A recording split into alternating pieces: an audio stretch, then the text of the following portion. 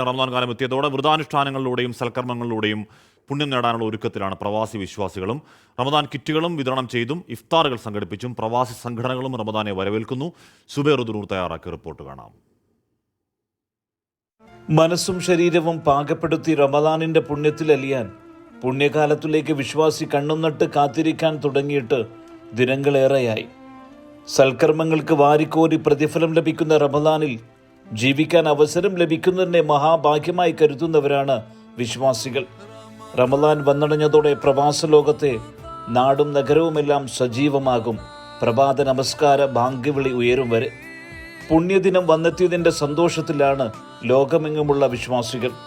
പുണ്യങ്ങളുടെ പൂക്കാലം ഒരിക്കൽ കൂടി വന്നെത്തുമ്പോൾ പ്രാർത്ഥനകൾ കൊണ്ടും സൽക്കർമ്മങ്ങൾ കൊണ്ടും മനസ്സിനെ നവീകരിക്കാനാണ് മതപണ്ഡിതർ വിശ്വാസികളോട് ഉണർത്തുന്നത്.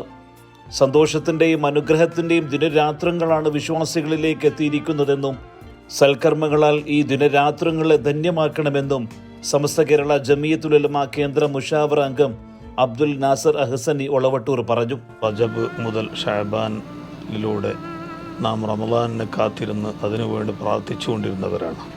നമുക്ക് സന്തോഷത്തിൻ്റെ ഏറ്റവും വലിയ അനുഗ്രഹത്തിൻ്റെ രാത്രികളും പകലുകളുമാണ് നമ്മളുടെ മുമ്പിൽ ഉള്ളത്.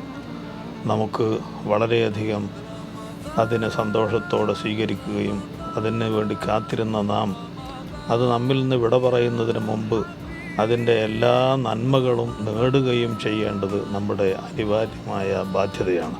ഏറ്റവും വലിയ പുണ്യങ്ങളുടെ പൂക്കാലമായ ഈ റമദാൻ മാസം നല്ല പ്രവർത്തനങ്ങളിൽ ഏർപ്പെട്ടും നാം റമദാനിൻ്റെ നമ്മുടെ ദിനരാത്രങ്ങളെ ധന്യമാക്കുക. ഇഫ്താറുകൾക്കും വിപുലമായ ഒരുക്കങ്ങളാണ് എങ്ങും നടക്കുന്നത്.